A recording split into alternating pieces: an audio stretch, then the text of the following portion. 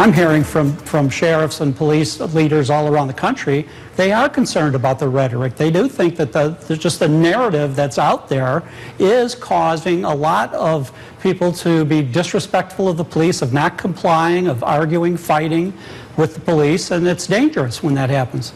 Former FBI Assistant Director Tom Fuentes on CNN talking about the continuing violence and killing of police officers. As you heard, Fuentes blamed the increased rhetoric for the rising tensions.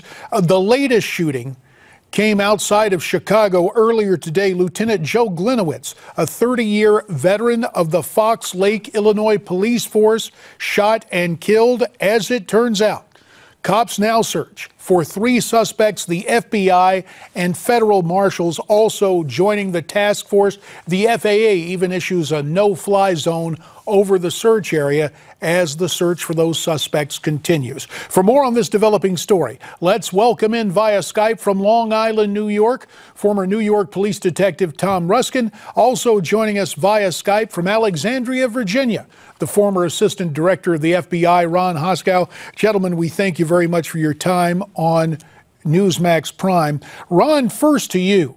The fact that you have the FBI and the federal marshals in on this, what does that tell you about the nature of this search?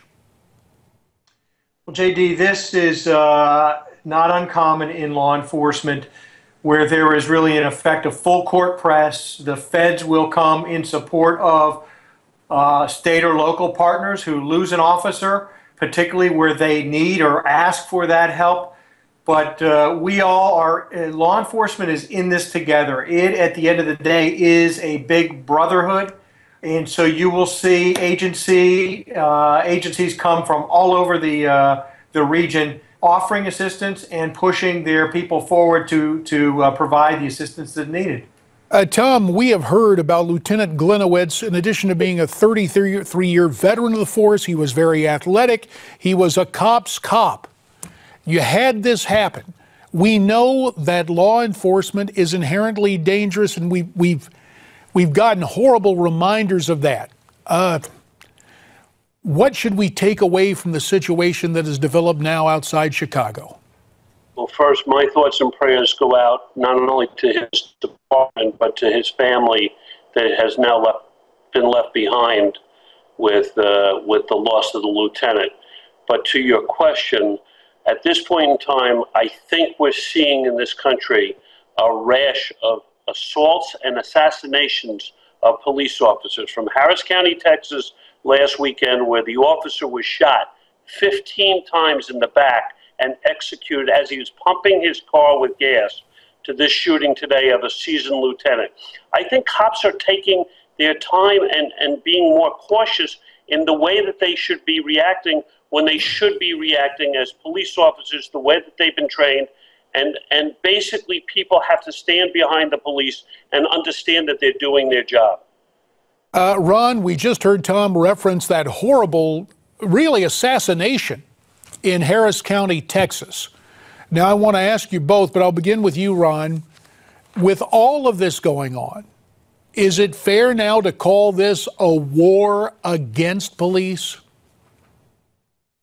I think it's a war against the civilians too, JD. We have seen these spikes of violent crime across the country really since last summer, rolling into 2015, where we see dramatically increasing violent crime and homicide in Philadelphia, certainly in Baltimore, in St. Louis, Milwaukee, Chicago, sweeping across the country for no reason other than the empowerment of people and the emboldening of people who are opportunists, who are criminals. So I don't just see it against the police, I see it in our communities too. And much of it is black on black crime that is so ignored by these Black Lives Matter protesters across the country. You don't see them protesting the death of a 9-year-old shot in her mother's bedroom last week or 2 weeks ago in Ferguson. Those protesters are waiting to chant against the police. It's a shame. Tom, we just heard Ron raise the specter of this group, quote, Black Lives Matter.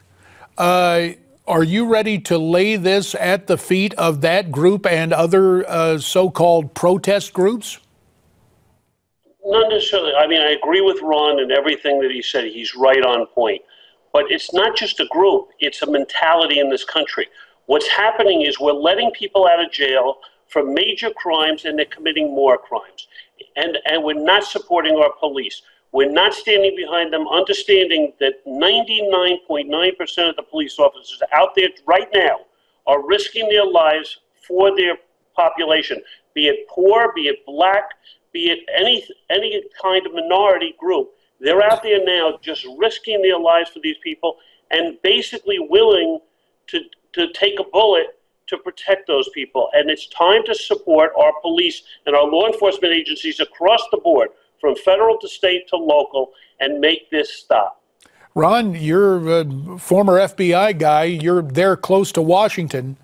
Is the president and the new attorney general, are those officials giving support to law enforcement, or has the attitude in the past seemed to indulge the kind of protests that we have been seeing in the time frame you referenced earlier? We've got about 25 seconds. Right. We have heard that the president has called the widow of Deputy Goforth and reached out for the family. But I don't think the president is doing enough vocally. I don't think he's doing enough, and I think it's time for the Attorney General to get louder on this, to really marginalize this group, Black Lives Matter, that is helping to build this brush fire, this anti-cop sentiment across the country. And we will have to end it there. Gentlemen, you have our thanks. We're coming back.